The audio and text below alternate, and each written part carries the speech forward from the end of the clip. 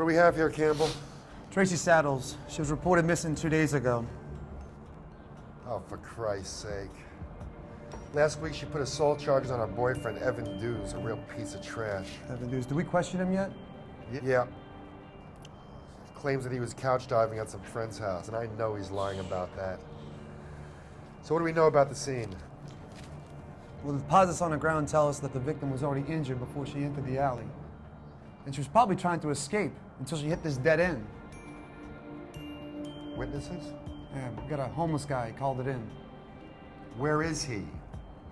He called from a public phone. We can't trace it. Great, just great.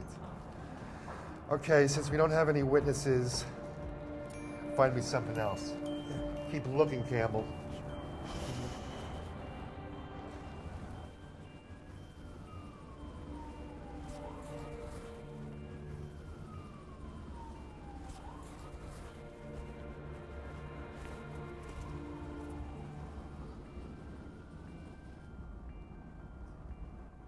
Hey, Sarge!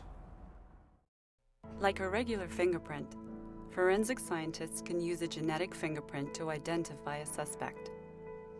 DNA, or deoxyribonucleic acid, is the material in our cells that contains the set of instructions to assemble our bodies. The exact sequence of DNA is unique to each and every individual, so that except for identical twins, no two people share the same DNA pattern. DNA can be extracted from almost any body tissue, such as blood, semen, or saliva. Once processed, the DNA can be used to generate a genetic fingerprint to help identify a suspect. In this case, the detectives have found a clump of hair in the victim's hand.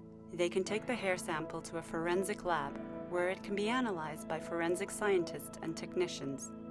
DNA from a hair sample can be isolated by removing the follicle from the shaft of hair, but DNA extractions are rarely straightforward.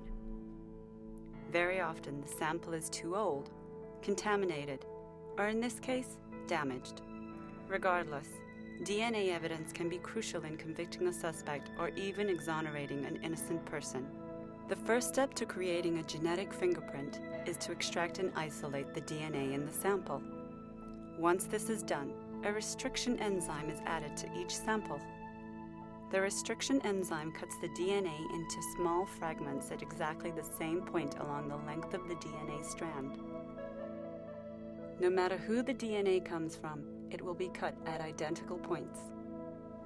What makes a genetic fingerprint unique, however, is that while all DNA can be cut at the same point, every individual differs in the length of DNA between the cut points, or restriction sites. So after the DNA is cut, each unique person will have a number of uniquely sized fragments of DNA. The next step is to place these DNA fragments on an agarose gel.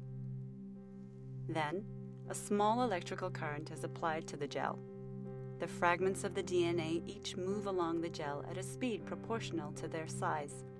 The smaller DNA fragments move faster than the larger fragments. When the current is stopped, we see that the smallest fragments have moved down farther than the larger fragments, creating a spread of fragments.